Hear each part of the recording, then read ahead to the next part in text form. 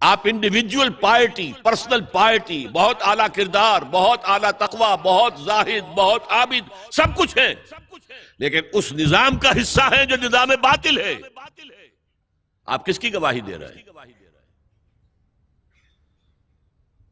وَمَن لَّمْ يَحْكُم بِمَا أَنزَلَ اللَّهُ فَأُولَٰئِكَ هُمُ الْكَافِرُونَ، جو فیصلے نہیں کرتے اس چیز کے مطابق جو اللہ نے نازل کی ہے، وہی تو کافر ہیں۔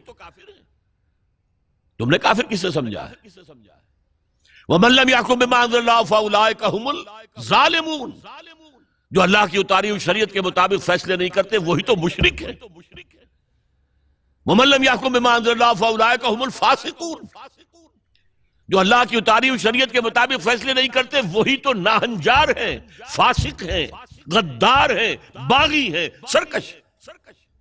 یہ تین فتوے ہیں مفتی اعظم کے۔ مفتی اعظم کون ہے؟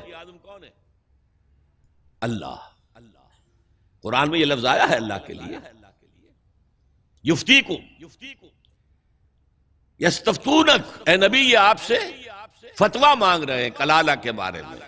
قل اللہ یفتیکم، کہہ دیجئے اللہ فتویٰ دیتا ہے۔ لو، تو مفتی اعظم کون ہے؟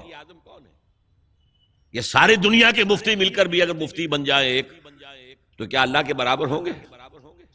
اور اللہ کا فتویٰ یہ ہے جو اللہ کی اتاری ہوئی شریعت کے مطابق فیصلے نہیں کرتے وہی تو کافر ہیں، وہی تو ظالم ہیں، وہی تو مشرک ہیں، وہی تو فاسق ہیں، وہی تو سرکش ہیں۔ اور یہ تین فتوے ایک رکوع میں آئے ہیں، سورہ مائدہ کا رکوع نمبر 7۔ تو یہ شہادت جو ہے، یہ شہادت گہے الفت میں قدم رکھنا ہے۔ لوگ آسان سمجھتے ہیں مسلمان ہونا۔